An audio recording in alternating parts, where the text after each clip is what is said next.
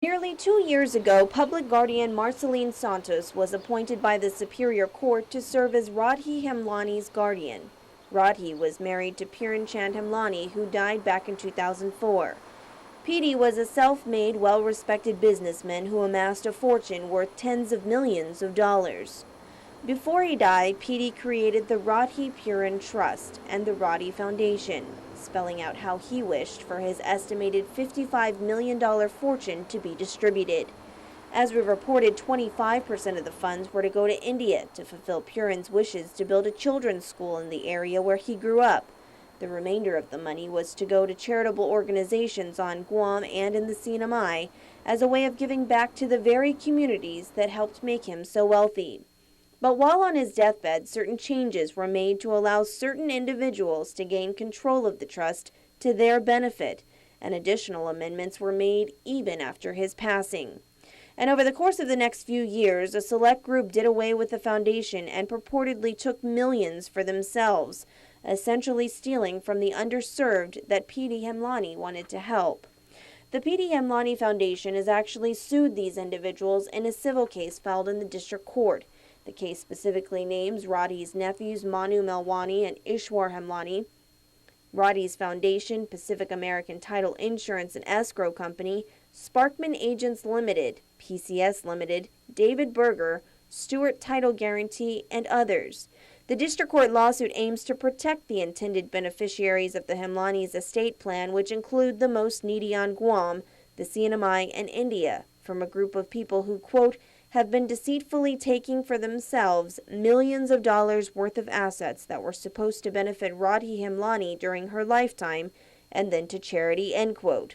It's been alleged that Manu and Ishwar from 2004 until present engineered a deceitful scheme to corrupt their uncle and aunt's estate plan by unlawfully looting millions in assets, depleting the trust, and resulting in serious harm to the trust's beneficiaries.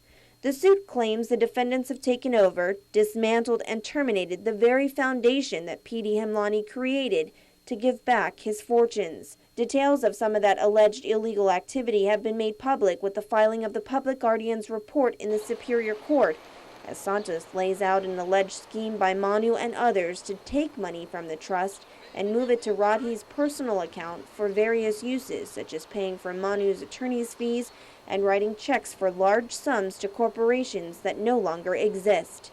In fact, the probe raised so many concerns, Public Guardian Santos has asked the court to safeguard any remaining property held by the Radhi Puran Trust, the Radhi Foundation, and her client's estate to ensure that her charitable and personal intentions are fulfilled. Sadly, Radhi passed away in August, but not before much of her own personal money had been used to make others wealthier and her property left for the benefit of a few others. In the report, Santos accuses Manu of being paid $1.3 million in fees in violation of Guam law and suggests the appearance of impropriety on the part of several local attorneys and an accountant. Radhi amended her will in November of 2011, and the deeds of gifts were all handwritten by Manu, and instead of the money being given to charity, it was to go to relatives.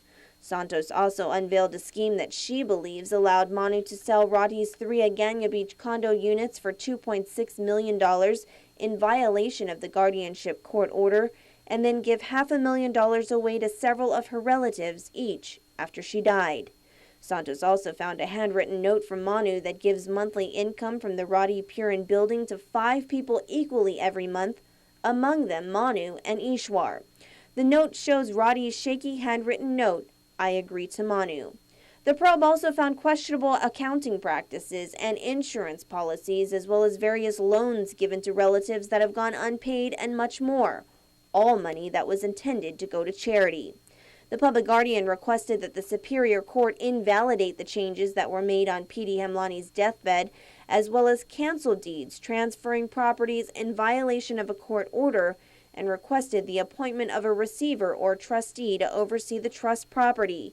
It's a similar request that's been made by the P.D. Hemlani Foundation that wants to preserve the charitable intentions and ensure that any money that's been stolen and taken from the trust beneficiaries be paid back and properties returned for the benefit of the underserved that P.D. and Radhi Hemlani intended to help.